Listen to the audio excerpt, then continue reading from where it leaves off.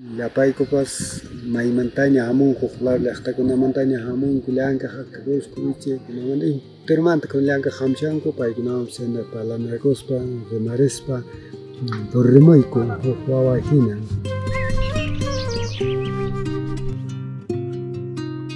En el camino inca, la naturaleza y la historia se entrelazan de una manera única. Los porteadores son la viva conexión con nuestros ancestros, que construyeron estos caminos con dedicación y sabiduría. Son el alma del camino inca.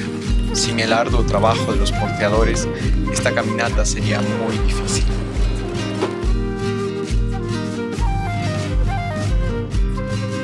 Primera vez tenok amorgan provincia amorgan kami ningkama hasil ke senderos manda por el Ramón.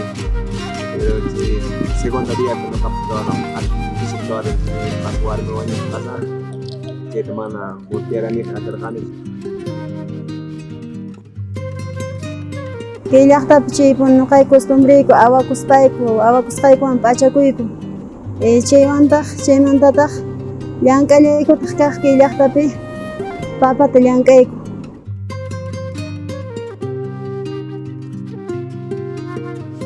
Disiucho años nimanta qalarrani llank'ayta camino incata.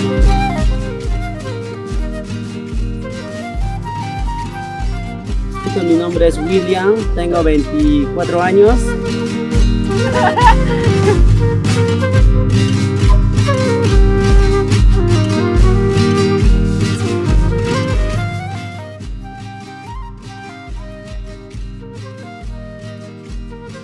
Los porteadores son el alma del camino inca. Aportan una energía positiva y su sonrisa hace que la caminata sea más agradable. Son la viva conexión con nuestros ancestros que construyeron el camino inca con dedicación y sabiduría ancestral.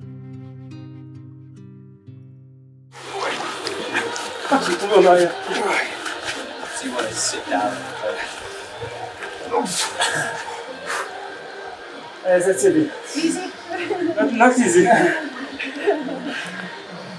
Good job, guys.